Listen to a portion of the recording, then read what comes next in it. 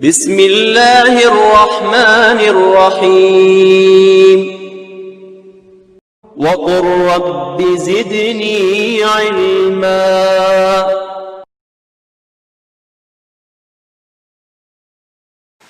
الحمد للہ رب العالمین والصلاة والسلام علی قائد الغر المحجلین نبینا محمد وعلی آلہ وصحبہ اجمعین وبعد۔ محترم بھائیو اور بہنوں، السلام علیکم ورحمۃ اللہ وبرکاتہ۔ پروگرام نبوی قصے میں آپ سب کا استقبال ہے، اور آج ہم جو قصہ سنیں گے اس کا ٹاپک ہے ایک ہی چیونٹی کو کیوں نہ مارا۔ صحیح بخاری کی روایت ہے، حضرت ابو ہریرہ رضی اللہ تعالیٰ عنہ بیان کرتے ہیں کہ اللہ کے نبی صلی اللہ علیہ وسلم نے ارشاد فرمایا، انبیاء میں سے ایک نبی ایک درخت کے پاس اترے تو ایک چیونٹی نے ان کو کاٹ لیا۔ انہوں نے حکم دیا کہ اپنا سامان اس کے نیچے سے نکال لیا جائے، پھر حکم دیا کہ اس کے گھر کو، یعنی چیونٹیوں کے گھر کو جلا دیا جائے۔ چنانچہ چیونٹیوں کا گھر جلا دیا گیا۔ تب اللہ تعالیٰ نے اس نبی کو وحی بھیجی کہ تم نے ایک چیونٹی کو کیوں نہ مارا۔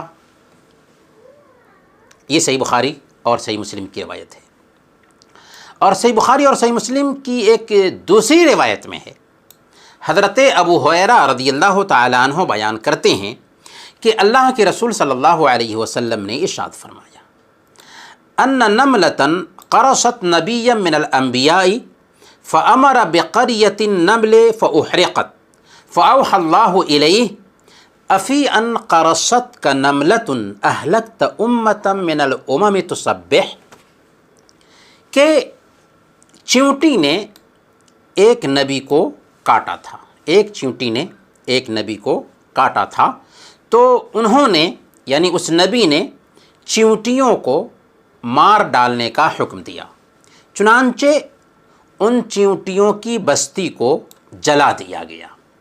تب اللہ تعالیٰ نے اس نبی کی طرف وحی بھیجی کہ تم کو صرف ایک چیونٹی نے کاٹا تھا، لیکن تم نے امتوں میں سے ایک امت کو جو تسبیح بیان کرتی تھی، امتوں میں سے ایک امت کو جو تسبیح بیان کرتی تھی جلا ڈالا۔ محترم ناظرین، اس حدیث میں اللہ کے نبی صلی اللہ علیہ وسلم نے ایک نبی کا قصہ بیان کیا ہے جن کا نام نہیں بتایا، کیونکہ مقصود نام بتانا نہیں تھا بلکہ پیغام دینا تھا۔ پیغام یہ تھا کہ نبی اپنے ساتھیوں کے ساتھ ایک سفر میں تھے، ایک جگہ آرام کرنے کے لیے ایک درخت کے سایہ تلے ٹھہرے۔ وہاں چیونٹیوں کا ایک بل تھا، ان میں سے ایک چیونٹی نے اس نبی کو کاٹ لیا۔ نبی کو غصہ آیا اور انہوں نے اپنے ساتھیوں کو حکم دیا کہ یہاں سے سامان وغیرہ ہٹاؤ اور چیونٹی کے بل میں، چیونٹی کی بستی میں آگ لگا دو۔ چنانچہ ان کے کہنے پر ساتھیوں نے چیونٹیوں کی اس بستی میں آگ لگا دی اور ساری چیونٹیوں کو جلا دیا۔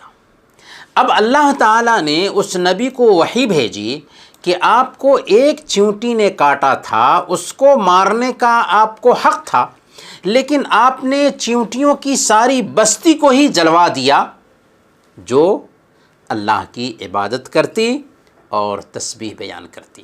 یہ حق آپ کو نہیں تھا۔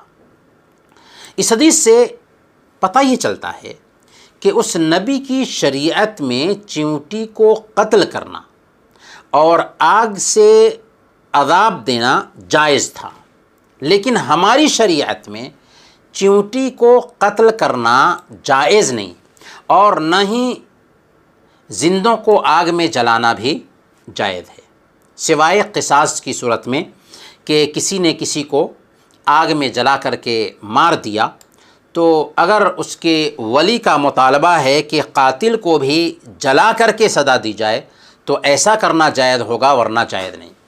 اسی طریقے سے ہماری شریعت میں چیونٹی کو بھی مارنا جائز نہیں ہے سوائے ان جانوروں کے جو اذیت پہنچانے والے ہوں، کیونکہ اذیت پہنچانے والے جانوروں کو قتل کرنا جائز ہے۔ سنن ابی داؤد کی روایت ہے، حضرت ابن عباس رضی اللہ عنہما کا بیان ہے کہ اللہ کے رسول صلی اللہ علیہ وسلم نے 4 جانوروں کو مارنے سے منع کیا: النملہ والنحلہ والہدہد والسرد، یعنی چیونٹی، شہد کی مکھی، ہدہد اور لٹورا۔ یہ 4 جانور ہیں جن کو اللہ کے نبی صلی اللہ علیہ وسلم نے مارنے سے منع کیا۔ البتہ اس حکم سے وہ حیوانات مستثنیٰ ہیں جن کو قتل کرنا جائز ہے، اور وہ 5 جانور ہیں۔ صحیح بخاری کی روایت ہے، حضرت عبداللہ بن عمر رضی اللہ عنہما روایت کرتے ہیں کہ اللہ کے نبی صلی اللہ علیہ وسلم نے فرمایا کہ 5 جانور فاسق ہیں، وہ حرم میں قتل کر دیے جائیں گے اور غیر حرم میں بھی قتل کر دیے جائیں گے، اور وہ 5 جانور کون ہیں؟ کوا، چیل، بچھو، چوہا اور کاٹنے والا کالا کتا۔ اس قصہ سے پہلا سبق یہ ملتا ہے کہ ایک بندے کو انصاف پسند ہونا چاہیے۔ اسلام ہمیں دشمنوں کے ساتھ بھی عدل و انصاف کا حکم دیتا ہے۔ اللہ تعالیٰ نے فرمایا وَلَا يَجْرِمَنَّكُمْ شَنَآنُ قَوْمٍ عَلَىٰ أَلَّا تَعْدِلُوا اعْدِلُوا هُوَ أَقْرَبُ لِلتَّقْوَىٰ۔ کسی گروہ کی دشمنی تم کو اتنا مشتعل نہ کر دے، اتنا نہ ابھار دے کہ تم انصاف سے پھر جاؤ۔ انصاف کرو، یہ تقویٰ سے زیادہ قریب ہے۔ اگر کسی ایک چیونٹی نے نقصان پہنچایا ہے تو ساری چیونٹیوں کو نقصان پہنچانا قطعاً جائز نہیں۔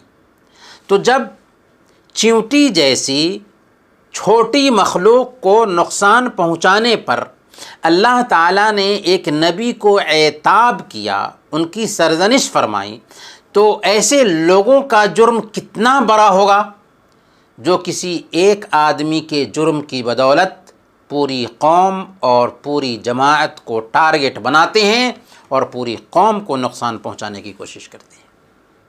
اس قصہ سے دوسرا اور آخری سبق یہ ملا کہ حیوانات اللہ کی تسبیح بیان کرتے ہیں، جانور بھی اللہ کی تسبیح بیان کرتے ہیں۔ عبادت انس و جن کے ساتھ محدود نہیں۔ ہم یہ سمجھتے ہیں کہ صرف انسان اور جنات ہی عبادت کرتے ہیں، بلکہ کائنات کی ہر چیز اللہ کی عبادت کرتی ہے۔ خود اللہ تعالیٰ نے ہمیں اپنی کتاب میں اس کی خبر دی ہے۔ اللہ تعالیٰ نے فرمایا وَإِن مِّن شَيْءٍ إِلَّا يُسَبِّحُ بِحَمْدِهِ وَلَكِن لَا تَفْقَهُونَ تَسْبِيحَهُمْ، کہ کوئی ایسی چیز نہیں جو اس کی تعریف کے ساتھ اس کی تسبیح نہ کرتی ہو، مگر تم ان کی تسبیح کو سمجھتے نہیں ہو۔